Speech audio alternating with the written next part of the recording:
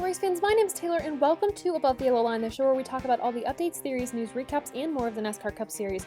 This podcast is a post-race podcast of the weekend at Atlanta. Atlanta is one of the oldest tracks in NASCAR history with asphalt older than Eric Jones, if that says something. This is a track where passing is difficult and your tires will be destroyed fast. A track where the term harvicking is key, running on the paint at the bottom of the track for the fastest speed, and a track where the pit boxes are so small I couldn't even fit a scooter in one. Obviously a joke that the pit boxes are bigger than that, but still, they are tiny compared to what else you see at the other tracks. This time I will be diving more into the Xfinity side of things after an altercation happened on pit road after the race, but first I have to give a shout out to the Truck Series winner Kyle Busch, who had a pretty dominant race, an incident-free one actually, as well from all the other drivers, leading almost all the laps except for a few here and there, and on the last lap of stage 1 and stage 2, seemingly giving up his track position for his teammate, or I guess his driver who drives for him, John Hunter Nemechek, sweeping all the stages but the final one. Now with the Xfinity Series, Martin Truex Jr. did race this one and took an early lead and dominated the whole race pretty much when a speeding penalty sent him to the rear in the last part of the race. Driver Justin Allgaier was able to capitalize on this and win the race, a win that was quickly overshadowed by some race controversy. Let's dive into this here. So this whole instance happened between Noah Gragson and Daniel Hemric, an event that actually would not have occurred if a lapped car would have just done a good stop in their pit box. They overshot their pit box, causing Daniel Hemric to overshoot his, in turn causing Noah Gragson to overshoot his. Take a look at this clip here. This was posted by Noah Gragson after this whole debacle, which I'll go into. But it shows Daniel Hemric sliding into Noah Gragson's pit box, Noah Gragson having to kind of spin around and back up. When he backed up, though, he hit Daniel Hemric's car, causing a whole lot of anger, frustration. As you can see, Noah Gragson then flips Daniel Hemric the bird outside his window. Don't know what that was about. I'm going to theorize that a little bit after this. But after this instance, I want you to take a look at the fight that ensued after the race. It's pretty wild there. Hey, you ever...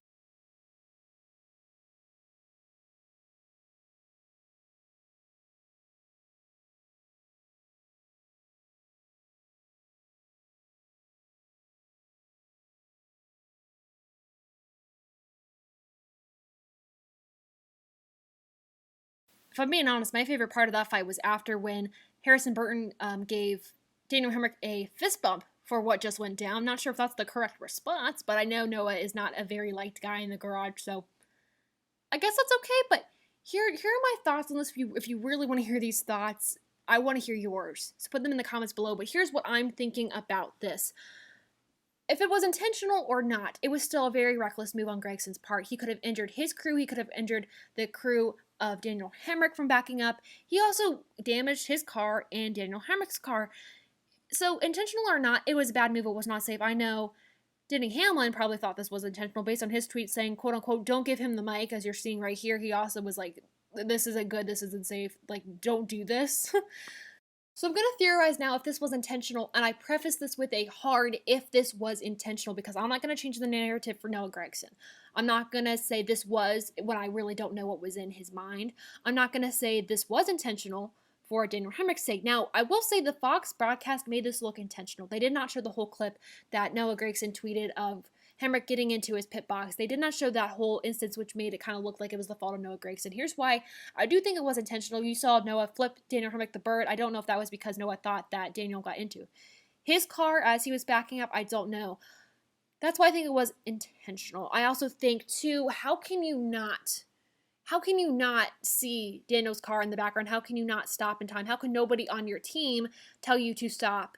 I don't know if it was a miscommunication or what, but that's why I think it was intentional. And here's what concerns me about that. We see quote-unquote reckless behavior from Noah Gragson week after week. That also is part of personality, I think, but there's a way to have personality and a way to not be reckless, and those two can be coexisting, and they can also be separate. And I think in this instance, they have to be separate to be in a cup car, because if you want to be in a cup car for Gragson moving forward, cup drivers and cup team owners are not going to want to have someone on their team who is wrecking equipment, who is getting back at people, who is throwing fists. It's just not a good look, honestly, and I am a Noah Gragson fan. I have been since he got into trucks. I've met him a few times. Very respectable guy. I really like him, but when it comes to temper, there's something that needs to be worked on there. I hope they can sit him down and be like, look, we gotta think this through, intentional or not. We got to talk about what ensues after these instances and how you can kind of hold it together. So my hope for Noah in the future is that when an instance like this shows up again, the response is different. I know Noah didn't start this argument, he didn't start the fight, but he did start by backing into Hemric's car, intentional or not. So that is my take on this instance. I'm not going to go farther into it because, like I said, I don't want to speculate more. I don't want to diss anybody. I really don't. Let me know in the comments below, like I said, your opinion on this. I'm extremely curious to hear other people's takes on this. I know he is a polarizing figure, Noah Gragson is. I know there's a lot of drivers not a fan of what ensued, thinking it was not an accident. But let me know in the comments below your take. It is time to move on to the Folds of Honor QuikTrip 500. Let's move on to Cups. Let's line up the field, a before and after of how the car started and ended the race. Drivers to the rear were Quinn Half, Timmy Hill, and, oh my god, again, my race pick and hometown hero, Chase Elliott, sent to the rear after failing inspection twice. I think this makes, actually, for me and my race winning picks, 5 of 6 drivers where my race winning pick was sent to the rear, starting with Denny Hamlin on the Daytona 500. I curse these drivers, I swear I do. And looking at the finish of this race, you can also see I truly curse Chase Elliott because he didn't finish this race after an engine failure. I'll explain this more when I go down the line in my top moments of the race. But take note of that there. What you do see is Ryan Blaney was your winner of the Folds of Honor QuikTrip 500, followed by Kyle Larson, who dominated the race up until the last, I think, 10 laps. Alex Bowman, with a quiet but successful day, finishing in third position, the best finish for that team this whole season, followed by pole sitter Denny Hamlin, then Kyle Busch rounding out the top 5. I want to draw your attention to the 7th place finisher here, Chris Buescher, who actually collected stage points in not one, but both stages. No clue what was going on with that team or what woke them up, but my goodness, they've had an amazing past few weeks. A very refreshing time to see that team in the front doing so well. Minus the duel, his best finish actually was the Daytona Road Course in 11th, and he got a stage win at Homestead. We will have to take a look at the points and playoff standings, and we'll do that in a moment to see where he falls, but he's definitely moved up in the standings. Harvick, after a horrific day, manages to squeeze in a top 10 finish. Don't know how he did that, but we'll explain in a little bit. Matt Benedetto, who again collects stage points, is so strong during the first few stages and then seems to trail off at the end. He finished 11th though, so they're starting to connect the dots, trying to make more sustainable runs. Liking what I'm seeing from that team. I was so excited to see him run top 5 today at some point, and he was pretty much maintaining that. I think he was in 4th position for most of stage 2. It was very exciting to see. Stenhouse with a 12th place finish, and how about Ryan Newman, who was in and out of the top 10 today, finishing in 13th. Have to mention here Ross Chastain with a very good, his second best finish of the season, 14th.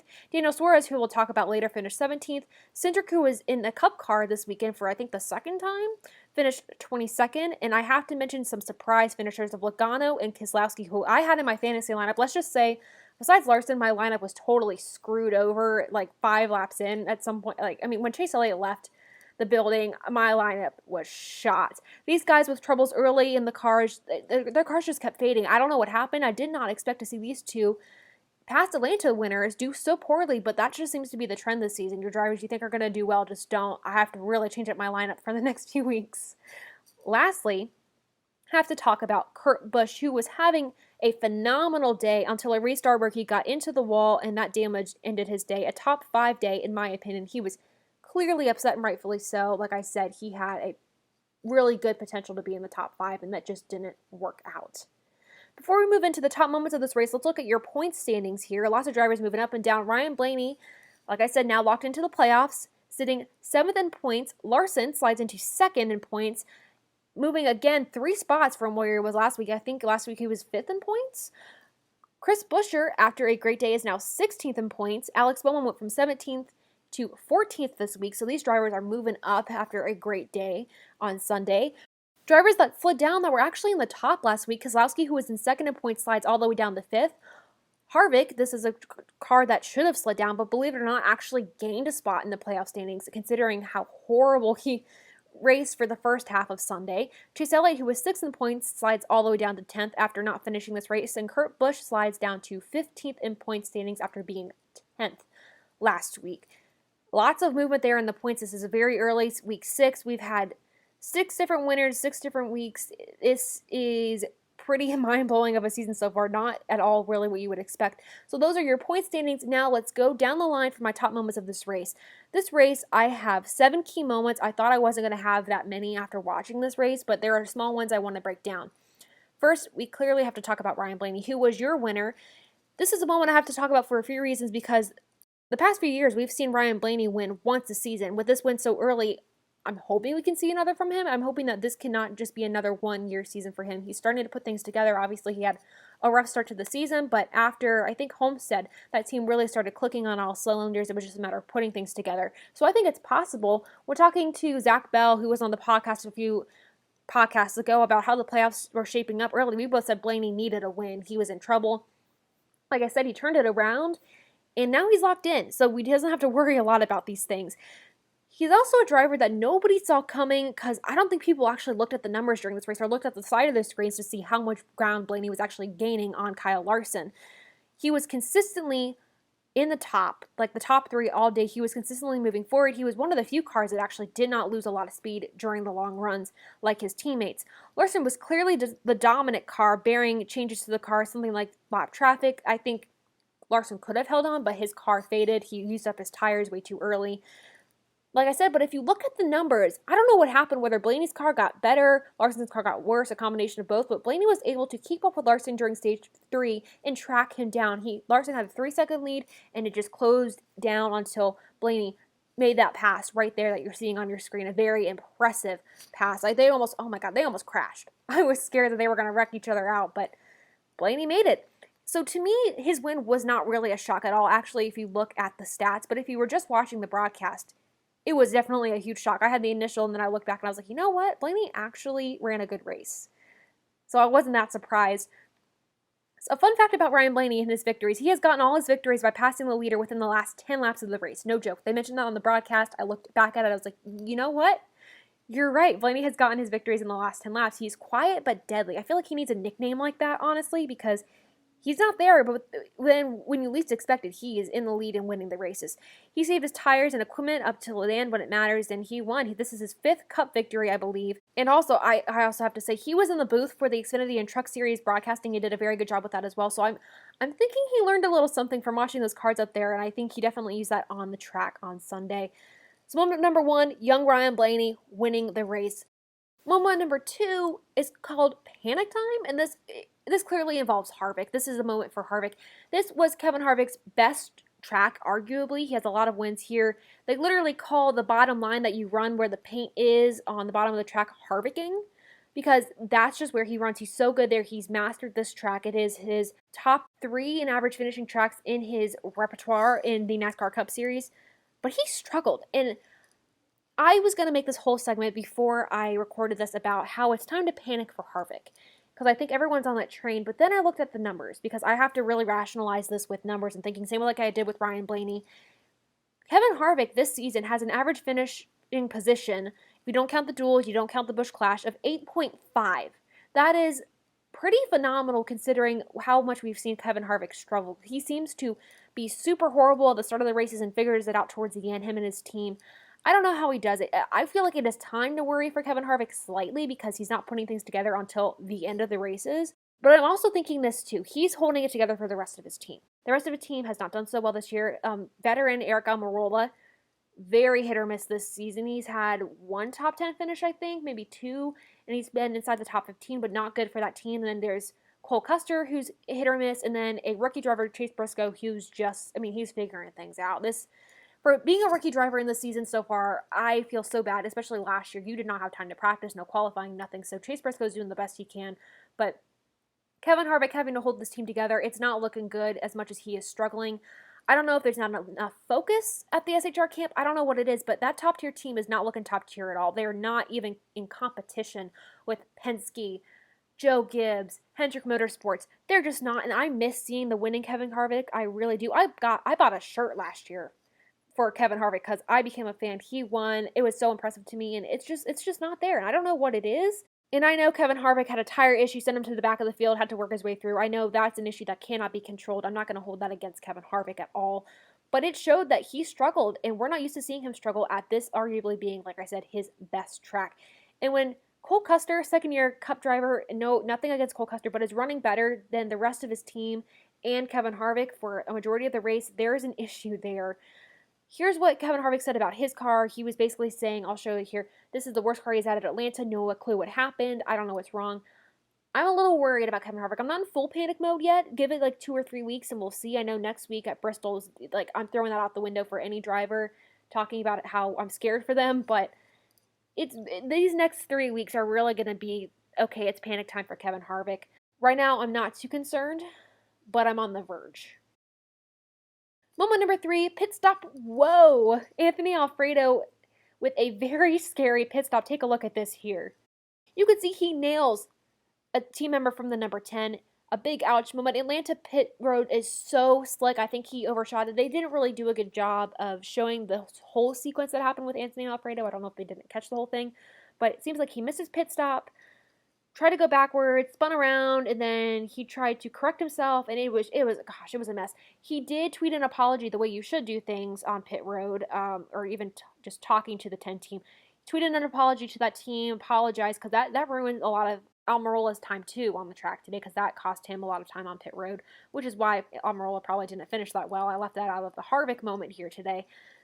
But a very scary moment I have to mention briefly from Alfredo, because it was a very interesting moment, one of the few interesting moments of this race.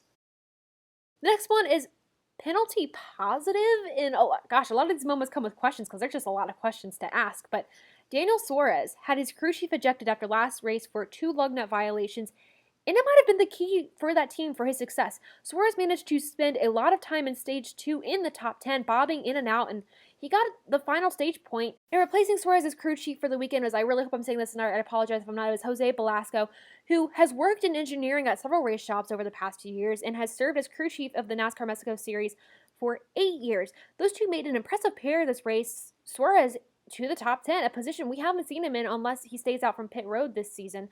A pit stop strategy, though, crumbled his day, and he later, when he came into the lead, all the lead lap cars came into pit road, he stayed out a little bit longer, and it messed up his finishing in 17th. I honestly think if he came in with the rest of the guys on the lead lap, he would have finished either top 10 or like top 13, 15.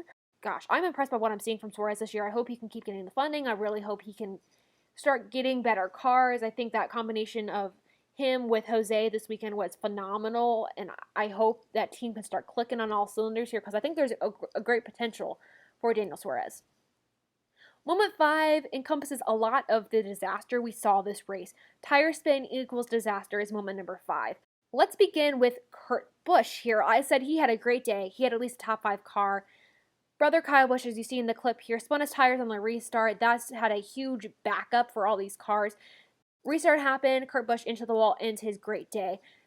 If you notice here on the restart too, Chase Elliott is involved. He got into the bumper of Kyle Busch trying to push him ahead, but Kyle Busch spun his tires. So that in turn gave Chase Elliott nose damage. So moment number 5, tire spin disaster, just that clip there, leading into moment number 6, which is I'm calling championship curse. We saw Chase Elliott get some nose damage there at the car, which basically, as Clint Boyer, I think, said in the broadcast, made his car a parachute. The aerodynamics in that car were just messed up. They didn't fix the car right away, which I'm shocked. I know they wanted to stay on the lead lap, but they did not fix the car right away. And on one of the final restarts of the race, Chase Elliott started his car, and then right away, engine failure. I am so curious how that happened. I have no clue how the engine failed.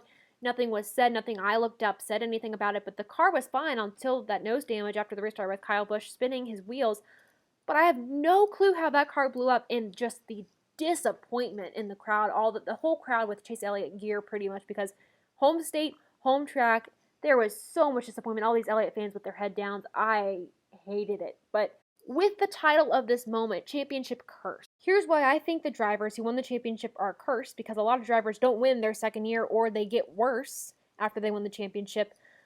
But here's why I'm also not totally panicked yet. I'm not totally panicked about Kevin Harvick yet. We're 6 races in. Here's why I'm not completely panicked about Chase Elliott. We're seeing him run pretty much on par with how he ran the last few races last season at the beginning of the season. I think Chase Elliott, it takes him a while to kick into gear, and then he does. However, Harvick's had a really crappy start to the season. We've seen it in the broadcast. They've told the story. He has an average finish of 8.5. Chase Elliott, we've seen him struggle, but we haven't talked about it as much. Average finish of 15.3. 3. His teammates, I think minus Alex Bowman, have done better than him, and I think are actually higher than him in points standings. So for me, having our championship driver not up to par with his other teammates is actually start for concern. If I'm being honest, and I hate to be honest because I am a Chase Elliott fan, but I have to look at this on bias. It is concerning to see our championship driver slip, and I'm hoping this is just a rough few weeks for Chase Elliott. I'm hoping he can click things together, because right now, compared to his teammates, he's not looking so hot, and he was your 2020 champion. Not looking good for him to start off with. Hopefully he can win in his hometown at some point. We're going to Atlanta again in the summer. I'm going to give my take on that whole debacle in a few seconds here, but moment number 7. Final moment here. Broadcast boos. This is my biggest pet peeve of this race because I think it was not covered well. And I feel like this broadcast, something was just missing. I feel like they had a story all lined up. They had all their storylines picked out. They had everyone they were trying to watch. And everyone that they were watching, every story, like Chase Elliott, hometown, Kevin Harvick coming back to his normal, favorite track. All these drivers literally storyless or failed or had something go wrong and they weren't in the front of the pack, and you're like, well, we can't cover these drivers because they're not moving. So I felt like the broadcast, they were scrambling for material, they were scrambling with things to find, and according to some of my buddies at the track, there was really good racing mid-pack, but I was like, where? I'm not seeing it. They're not covering it. They focused a lot of the broadcast on Kyle Larson, who was in the front of the field, had no competition, and beside him, behind him, in front of him, nothing. And I'm like, okay, we've seen Kyle Larson dominate this whole race. We're seeing it minute after minute, hour after hour. What else do you have for me? And I think, honestly, the broadcast and the way I view the race from my TV kind of destroyed this race for me, honestly. I felt like the booth was just stuck, floundering for stories, and I have no clue what went down, but this was just not my favorite race to watch because of that reason. It just felt like the longest race for me, and I hate saying that about these races. You know I love NASCAR. Would not be doing this podcast if I didn't care about the sport. But my golly, I just don't know. I think moving out of our moments, going to rate this race here, I think in this race we saw a lot of ups and downs. It wasn't an exciting race like Homestead or Vegas just because the track is different, honestly, and though I love how the track preserves its old racing service, this is also the point where it just needs to be updated and redone so there can be the best racing possible. That track combined with the package these cars ran for this race just made the racing so dull from what I saw on my TV, and the leader got away every time and there was just no true competition until the end or in the first 3 laps of every stage. So let's rate this race above or below the yellow line. This large lead in front of the field made the race extremely uninteresting to me because, like I said in the broadcast, it was the only focus the large lead Larson had. I did not see a lot of passes or excitement until stage 3, and I felt like I just had to drag through this race. It was better than the Daytona 500, but honestly, this has to be my least favorite race this season so far. The 500 should have gone below the yellow line, so I am so sorry, Atlanta. I respect Atlanta. I respect history. But I have to give this race my first below the yellow line rating of 45%, and I could probably go lower than this, knowing I have a scale of 0 to 100 to work on. I have to remind myself, but this is just what it is, and I'm honestly a little bit dreading the second race here in the summer, and I want to preface this by saying this race was not as bad as I'm making it sound. I'm pretty sure this race to me, though, just compared to everything else I've seen so far this season, was not up to par. And I can't fault the drivers. Kyle Larson has a lead. He's going to take the lead. I'm not going to tell him, buddy, stop. Let us have a race here, because that's his job. He drives the car. It's his job to drive. So I'm not going to fault anyone here other than I just think the package and the track are at fault here. And I hope with the next-gen car we can fix some of that. But right now this race is at a 45%. Like I said, dreading this race. Should have been Kentucky this summer, but at the same time, Kentucky also kind of had to go. We're replacing it. Luckily, the race this summer, though, is a 400-miler race, not a 500-mile. So we have less racing to watch at Atlanta, but I'm hoping it can be better. Let me know in the comments below what you would rate this race. I hope I'm not being too harsh. Let me know I'm not being too harsh, please, in the comments below. And thank you so much again for watching this lengthier episode of Above the Yellow Line, the podcast where we talk about all the updates, theories, news, recaps, and more of the NASCAR Cup Series. Thanks for sticking around with a lot of Xfinity updates to start. I usually don't, but this really had a lot to talk about. I wasn't going to do a separate updates video on it because there's a lot to talk about with Bristol coming up this week. Lots and lots to discuss, lots of rule changes for that race. It's going to be also a pretty lengthy podcast, so stay tuned for that, but a lot of good information in there, so you don't want to miss it. Follow me on my socials on Twitter. I'll link that in the description below. Having info there for weekly race updates, daily race updates, and lap-by-lap coverage of every race. That's going to be my job this season for y'all, so make sure you stick around for that. Also, check the descriptions below for other racing content to find me or other places that I just love their content of. Check the description below. Make sure, like I said, stay tuned for the Bristol Dirt Race pre-race podcast this week. Thank you all so much again for watching this video, and until next time, I'll see ya.